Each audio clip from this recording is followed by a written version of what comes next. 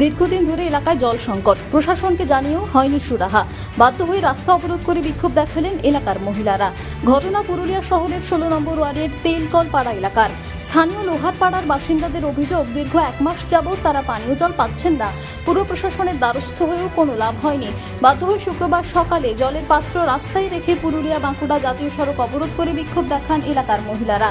খবর পেয়ে ঘটনাস্থলে পৌঁছায় পুরুলিয়া সদর থানার পুলিশ ও পুরুলিয়া পৌরসভার আধিকারিকেরা।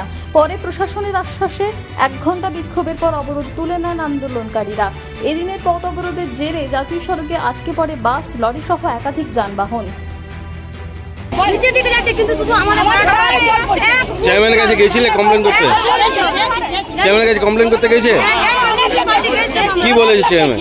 চেয়ারম্যান কি বলেছে? জল দিব, কিন্তু জল আসেনি, খালি বলছে জল আসেনি। জল নাই দেয় স্যার, আমরা যাবো কোথায়?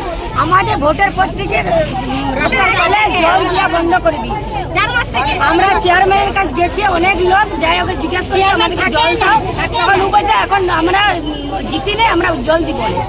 এই কথাটা বলেছে, জিতি নেই জল দিব না। আমরা ঘরে কল গেলে এত খরচা করে ওরা কল নিয়েছে, 1 ফোঁটা জল পড়ছে না।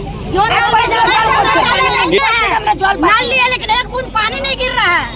यही हम लोग का समस्या। कितना दिन से? 4 महीना से। 4 महीना से। कौन सा ward? 16 number ward. 16 number ward में तेलकल पाड़ा में पानी नहीं।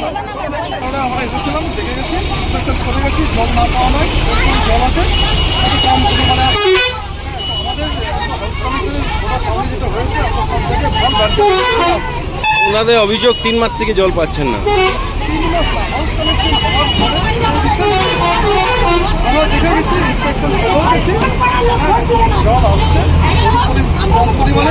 তাছাড়া এখানে কমিউনিটি ট্যাঙ্কেরও ব্যবস্থা রয়েছে।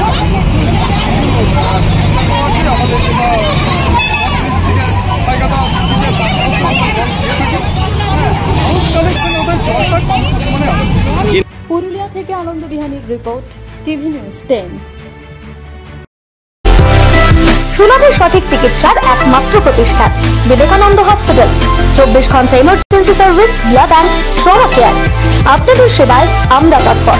গুণমান ও পরিষেবায় দুর্গাপুর বিধাননগরের ডক্টর জাকির হোসেন এভিনিউর বিবেকানন্দ হসপিটাল শিল্পাঞ্চলের মানুষের মন জয় করেছে। সবার আগে খবরের আপডেট পাওয়ার জন্য সাবস্ক্রাইব করুন আমাদের ইউটিউব চ্যানেল এবং ক্লিক করুন বেল নোটিফিকেশন আইকনে।